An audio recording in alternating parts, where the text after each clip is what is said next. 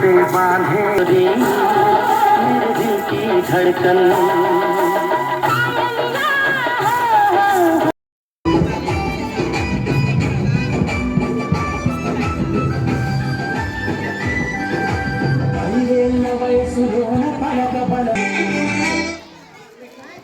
ఈ మ్యాచ్ లో ఇంకా ప్రాణం ఉందా? ఇది మనం హెచ్ఎం మేడం గారిని సన్మానించే కార్యక్రమం జరుపుకుంటున్నాం. దయచేసి బోధనేతర సిబ్బంది అందరూ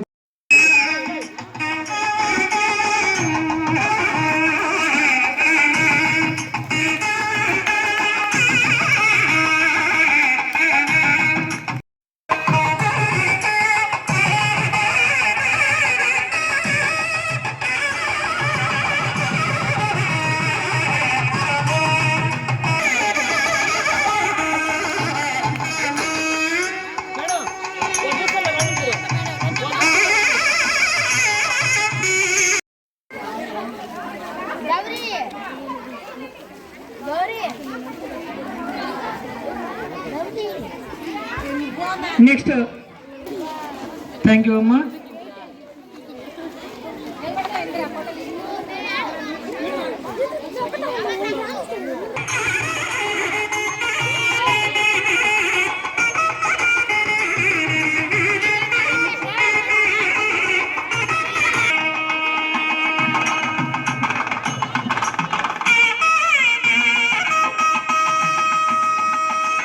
మీరు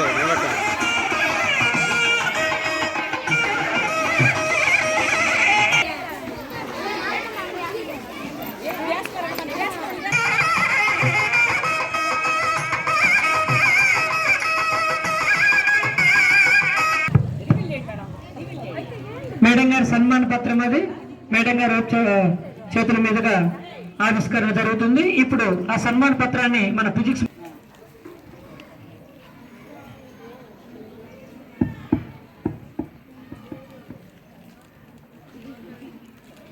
మనుబోలు మంటీరాములు, నెల్లూరు జిల్లా. ఉద్యోగ విరమణ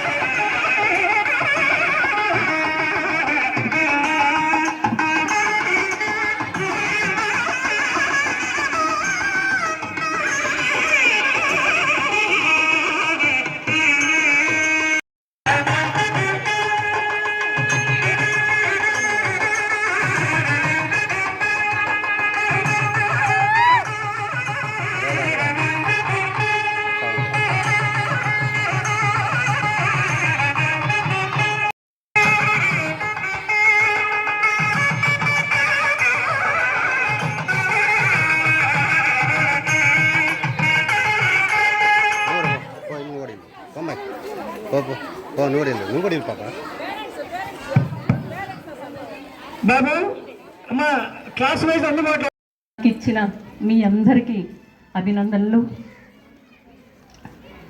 ముఖ్యంగా నేను చెప్పదలుచుకుంది ఏంటంటే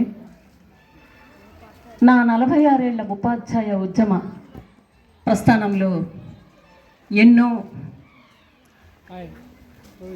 ఎన్నో ఎన్నో ఎన్నో అనుభవాలు, తరువాత ఎంతోమంది గొప్ప వ్యక్తులతో కలిసి పనిచేసినటువంటి అనుభవం, చాలా చిన్న వయసులో ఉద్యోగంలో చేరిన 2 సంవత్సరాలకే జిల్లా ఐఏఎస్ ఆఫీసర్లతో, ఆనాటి రాజుగారు సాంబశివరావు గారు లాంటి అధికారులతో, వారితో కలిసి పనిచేసినటువంటి ఆ భాగ్యం, ఆ తృప్తి, ఆ ఆనందం వెలకట్టలేనివి.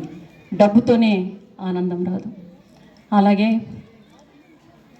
అనేక రకాలైన విద్యా శాఖ నాకు అప్పగించినటువంటి అనేక బాధ్యతలను స్టేట్ రిసోర్స్ పర్సన్గా, డిఆర్పిగా, క్లాస్ రూమ్ మానిటరింగ్ ఆఫీస్గా, నెల్లూరు జిల్లా మొత్తం మానిటరింగ్కి వెళ్ళి ఆ రిపోర్ట్ సబ్మిట్ చేసి నేను చేయటంలో కూడా నా పాత్ర నేను బాగానే నిర్వర్తించాను అనుకుంటున్నా. ఇంకొక ముఖ్య విషయం ఏంటంటే మా విద్యా వ్యవస్థలో ఉత్తమ ఉపాధ్యాయ, ప్రధాన ఉపాధ్యాయ కానీ ఏదైనా అవార్డు రావాలంటే మేము అప్లై చేసుకోవాలి. అది ఎందుకో నాకు నచ్చేది కాదు. అయినా ఒక ప్రత్యేక పరిస్థితుల్లో జస్ట్ ఊరికే అప్లై చేశా. డిఓ ఆఫీస్ గడప కూడా తొక్కల నేను.